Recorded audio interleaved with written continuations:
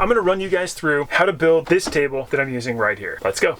So first off, you're gonna cut 4x2 sandy plywood down to a 3-foot by 2-foot section. Cut your 1/2 inch plywood down to 2-inch strips to help with edge banding. Cut them all to a 45-degree angle. Lay wood glue down on the edges of the bottom of the table. Lay down your 2-inch strip. I nailed it with 1.25" brad nails. Once that's done, it's time to sand the edges.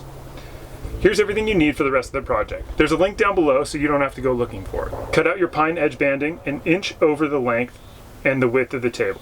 This part is a lot easier than you think.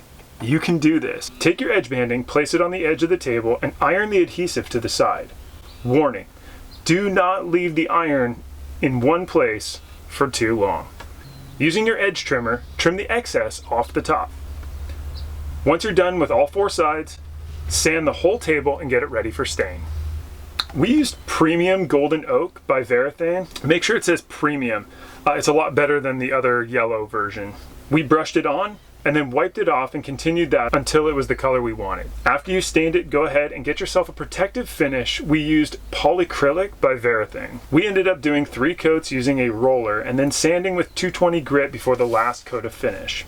Install your table on a mount system. We happen to use the Lagoon mount system for our table. After you've done that, you have a sweet table that your whole family can eat at, or you can do computer work, you can drink your coffee, whatever you want. If you liked our last video on how to convert our dinette down to a bed, then you're gonna love this video about how we sleep 5 people in this van. Check it out right here.